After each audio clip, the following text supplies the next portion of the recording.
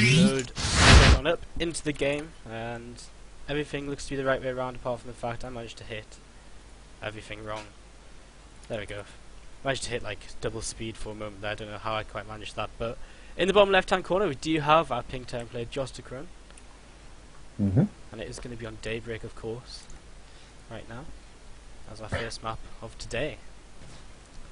In the upper right hand corner we do have our Blue Zone player a lot of people will be familiar with from Team Liquid. He is Red.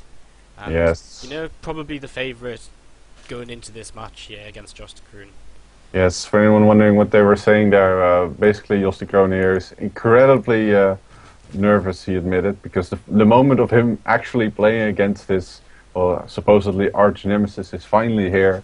It has finally come. And yeah, it's going to be a TVZ on Daybreak in Heart of the Swarm, which of course very likely won't be going as it wouldn't even Wings of Liberty. No, definitely not. I mean, quite a lot of things have changed in the TVZ matchup. You know, that big infested Broodlord composition, that's not seen so much anymore. It's all about that mutalist play once again here. You know, even now and then maybe a few Swarm hosts thrown in there. Or maybe a few Broodlords as well, especially this morning we saw in the GSL Roro against Bomber. Roro including like 3 or 4 Broodlords just to help deal with mines. And play like that is really, really interesting as the matchup kind of gets figured out. And from the town, of course, we're looking to see probably a bio mine style of play. That's kind of what a lot of players are doing right now in this matchup. Okay. Command Center first here coming up from the Terran.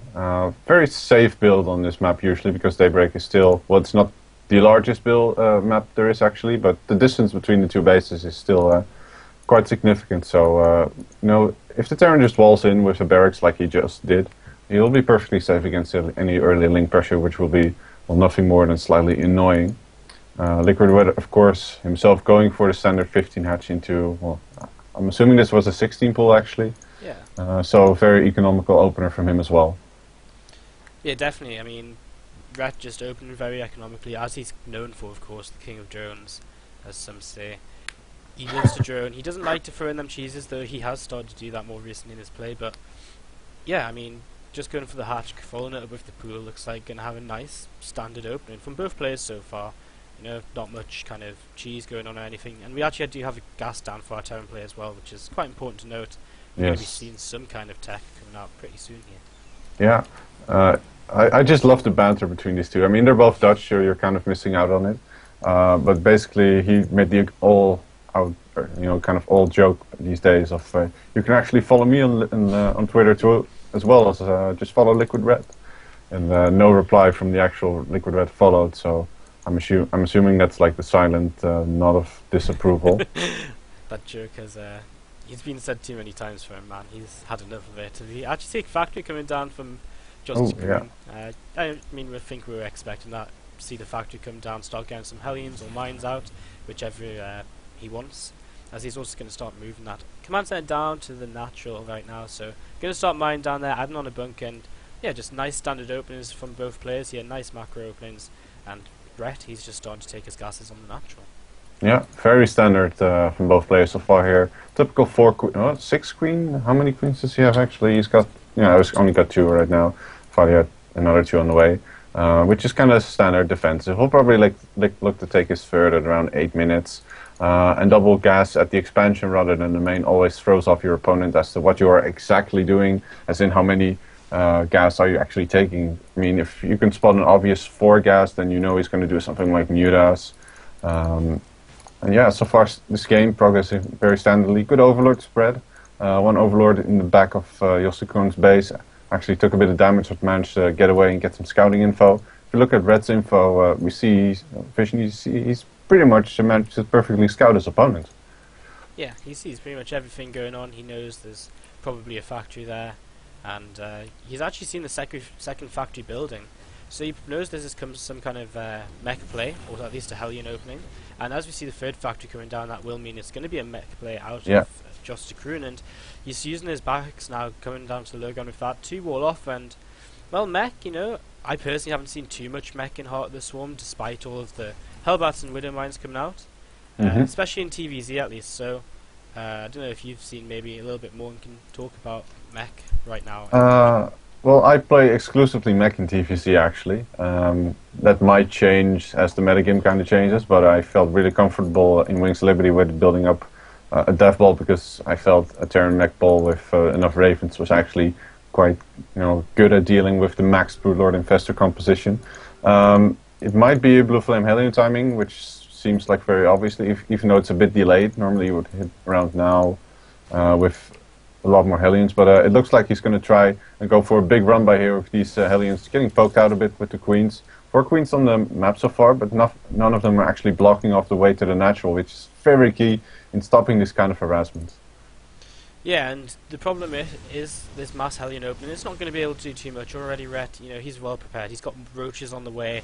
Already a few of them coming down to the third base here, and these Hellions might get a little bit trapped, so Rhett right now going to clean up 1, 2. No, that Hellion will get away, but again, it's going to try and head towards the natural where there's a Queen blocking the ramp, so JosDeKroon right now, he's not able to do anything. Rhett takes next to no damage. Excellent defense here from Rhett. Even though that Hellion count really tells you something, he didn't even reveal the blue flame, I think, but really having that many Hellions at that time on the map really reveals that you should be making roaches. And the correct response here by Red is, of course, that when he has roaches, he should pressure, because that Hellion count and that investment in gas on factories and infrastructure in blue flame means he will not have as much tanks. So some good roach pressure will really force out something from his opponents. He's already got 2 tanks up on the high ground now. And no units to give him vision, so he should be perfectly safe against this roach pressure. Yeah, but it's still nice to see Rhett moving across the map, of course. Just putting on any pressure that he can, because he's got these units, he may as well try and use them. He just needs to make sure not to overcommit here as the tanks do start to shut down. He's going to get a depot here, and he is actually going to find his way into the natural. So Rhett finding a way to get some damage done, and JosDeKroon having to pull his tanks down a little bit further down the ramp to start shutting down these roaches. Yeah, and he really needs to be careful of these tanks. If he moves them too far down the ramp, they may get actually picked off and focused by these roaches. As I said, he's probably perfectly safe. I realized he could just sideline those tanks by going past the bunker. Now those tanks moving forward, Liquid Red actually moving forward, focusing the first tank. It is going to go down. SFV is being pulled. Second tank also being focused. Another one on the high ground, which is doing a lot of damage. But most of the naturals of JosDeKroon is actually being completely ransacked. Yeah, JosDeKroon is in a lot of trouble right now. These roaches do have 1/1 upgrades, and this is the power of Rhett scouting earlier on. He saw that this was some kind of mech play. He invested in roaches from very early on. He didn't have to suddenly switch into them. So these upgrades, along with the amount of roaches he's made, has been able to do a lot of damage. Yeah, he just said poor JosDeKroon. Yeah, very good call here about Red. One of the vulnerabilities of mech is your early game position. You need to turtle so effectively, and one small gap in your defense will actually cost you a lot of units, income. And at this point, Red is taking his 4th. He's just getting good upgrades. He's actually thrown on a Spire, so he really wants to transition well against what JosDeKroon is building, which is ground units exclusively, tanks, Hellions, and does he even have an engineering bay? I don't think so. Yeah, I'm not really too sure. So, if any kind of Mutalisk came on the map, JosDeKroon would be in a lot of trouble right now. But, I mean, we've got an Infestation Pit finishing, we've had a Hydralisk Den just finish. There's so many things that Rhett can build right now, and it might not even come to that at this rate. I mean, JosDeKroon's going to try and take his third base, but there's no real way he can secure that, not realistically. He's got 4 tanks right now, and these roaches are already just spotting this third base moving over, and they're just going to be able to block that for as long as possible. And you've already mentioned, I mean, Rhett's getting his 4th base up, his 5th base is on the way up as well now, so Rhett is just in a fantastic position and just keeping the map control with these roaches. If he wanted to, he could have actually busted right into the natural again, through the exact same spot, to be precise. There was only 4 tanks on the map so far for JosDeKroon, which, he's actually trying to get some harass going with these Hellions, and he does manage to run into the main, spots the hive, spots the Spire, and he will probably realize in what kind of position he is, because this is going to be hard for him to even hold off. Yeah, them Hellions only really getting the scout information down, doing a bit of damage to the drones, but nothing really significant. And so, yeah, I mean, Rhett, he's just building up now. He knows he doesn't really have to do anything. He knows he can just kind of max out and then go, and he knows the Terran has no third base, and Overlord spread and creep over there. And he even sees the third base is just kind of floating around pointlessly at the natural. So Rhett knows he's in a fantastic position. He knows he just needs to build up, and that's exactly what he's doing here.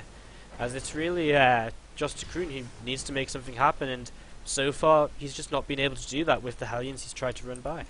Yeah, this is unfortunately the main vulnerability of mech. You need that death ball build up. You need that big army. The only forms of harassment you can really do are, of course, with Hellion run-bys, and well, they haven't been the most effective so far. Or, of course, with Banshee play or drop play, which is also mostly Hellion-based. Or, of course, Ravens can harass, I suppose, but it's still not not as powerful as a general bio drop would be with the new speed medevacs. Yeah, definitely. And I mean, that's a really good point. The actual ability to harass from JosDeKroon is pretty low here, and I mean, he's having trouble even clearing out the Overlord from his third base. That Four coming over there to deal with that. But now Roaches are about to come in from both sides, and JosDeKroon all of a sudden he isn't sieged up, and he's in a lot of trouble if he wasn't already before, and he's losing absolutely everything here. Ret is on a rampage.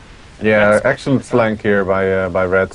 Really, just taking this mech army out of position, unsieged, and that's really not a position you ever want to be in with a mech army. 63 supply to 171, 10 Broodlords being morphed, literally right in front of the base of JosDeKroon, and there we go, GG. Red takes the first game very convincingly. Yeah, I mean, not much about that at all, really. Just straight up, great play from Red, a great read early on, good scouting, and from there he was able to just close out that game nice and easily, as we kind of expect the Liquid player to be able to do. So, I mean, a great game number one there. JosDeKroon, his strategy just didn't work out, and unfortunately he did drop that game.